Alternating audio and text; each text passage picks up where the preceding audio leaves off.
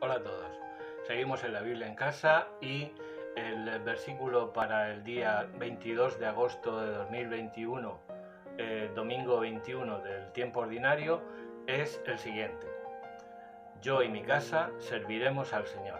Josué 24, 15c. Es un versículo muy largo, entonces la última parte es esta. Yo y mi casa serviremos al Señor.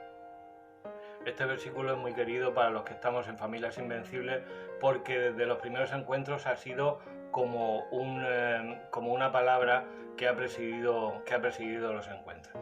Bueno, y es el primer versículo que tenemos del libro de Josué. Vamos a decir entonces unas cuantas cosas sobre este libro.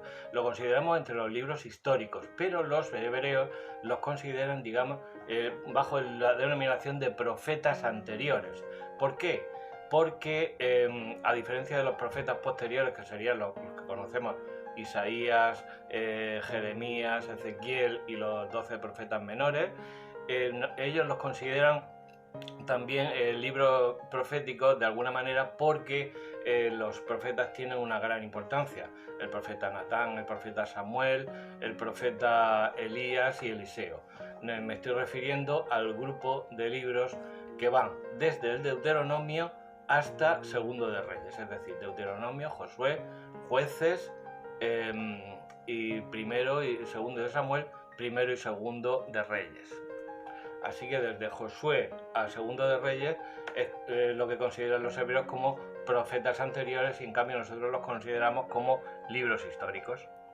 He aludido al Deuteronomio por una razón.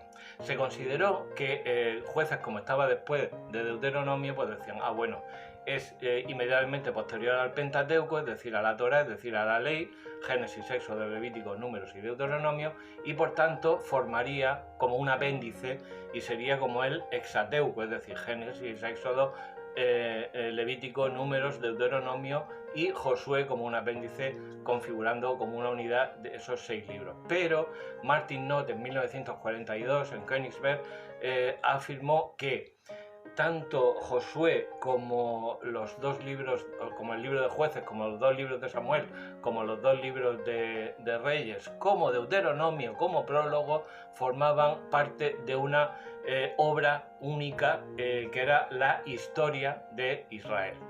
Y esto lo vamos a ver enseguida por qué. Martin Knott señalaba como un único autor de estos libros, desde el Deuteronomio hasta Segundo de Reyes. ¿Por qué? Porque decía, se compusieron en la época del exilio, es decir, posteriormente a la caída de Jerusalén por obra de Nabucodonosor, los babilonios, en el año 587 a.C., entonces, y un poco posteriormente se elabora esta historia que va desde Deuteronomio hasta Segundo de Jueces. Buscando probablemente este autor o grupo de autores, a los que se ha llamado historiografía deuteronomista o escuela deuteronomista, buscando la razón de la degeneración del reino de Israel y de su caída. Digamos, buscando en la historia, recordando la historia, buscando cómo hemos llegado aquí, cómo hemos llegado a esta situación y también buscando en la historia elementos que permitieran al pueblo de Israel revertir esa situación y volver a ser un reino. El Deuteronomio actuaría como prólogo, digamos, y luego vendría la historia de la conquista, que se relata en el libro de Josué, la historia del reparto de las tierras entre las tribus, que también se relata en el libro de Josué, y la tercera parte del libro de Josué, que sería, digamos, el final con el capítulo 24 que estamos viendo, que es la asamblea de Siquem.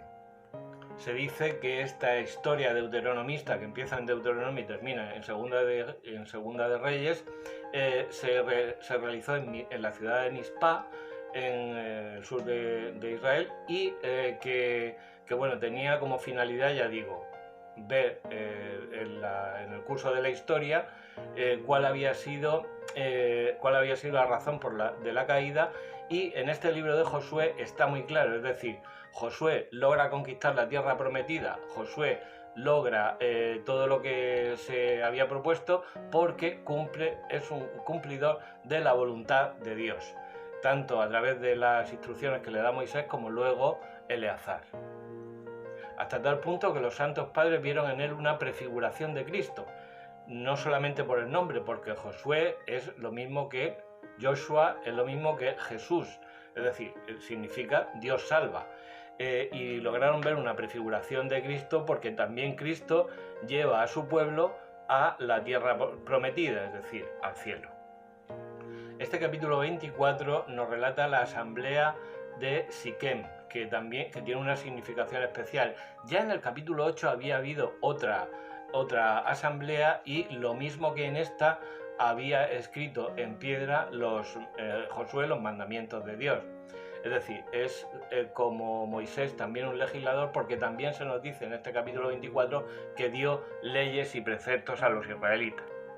En Génesis 12 y en Génesis 35 en Siquem es cuando Dios da la promesa respectivamente a Abraham y a Jacob. Este capítulo 24 en el que se encuadra nuestro versículo tiene al principio, los 13 primeros versículos aproximadamente, una fórmula muy antigua que probablemente es una fórmula ritual. También encontramos otras, por ejemplo, en Deuteronomio 26, 5:9, mi padre era un arameo errante que emigró a Egipto y junto con pocas personas logró ser una nación poderosa y fueron oprimidos por los egipcios, pero Dios les sacó con mano poderosa y les llevó a una tierra que emana leche y miel. Es decir, que aunque la redacción es del siglo VI, está contando acontecimientos de 6 o 7 siglos antes, pero sin embargo recoge materiales muy antiguos, como por ejemplo esta fórmula del Deuteronomio o los versículos 1 a 13 del capítulo 24. Este libro de Josué presenta a veces una crueldad innecesaria con los enemigos. Esto se explica porque han pasado 6 o 7 siglos después de los acontecimientos y al autor lo que le interesa es el trasfondo teológico, es decir, decirnos que Dios, cuando tú te pones a su disposición y cumples sus mandamientos, Él te libra de tus enemigos a lo bestia, y hay muchas bestialidades en el libro de Josué, y hace todo y te allana el camino para todo lo que te propongas. Es decir, esa crueldad que se ve con los enemigos a veces y en muchas otras partes de la Biblia se encuadra en una serie de relatos de estilo mítico. No hay que pensar que 6 o 7 siglos después el redactor le tenga manía especial a los amorreos o a los jebuseos. Bueno, para terminar, ya sabes que en la descripción del vídeo hay diversos textos relacionados con este libro de Josué. Simplemente decirte que en nuestro versículo hay diferencias de traducción, pero hay una unanimidad en decir yo y mi casa.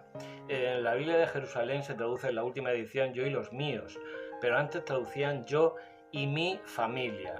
Ya sabemos que entendemos casa en el sentido de parientes cercanos que administran el patrimonio, que llevan rebaños del patriarca, criados de allí, criados con la propia familia, etcétera, etcétera, etcétera. Es decir, el concepto de casa abarca no solo la familia próxima, sino la familia extensa e incluso los trabajadores del patrimonio familiar.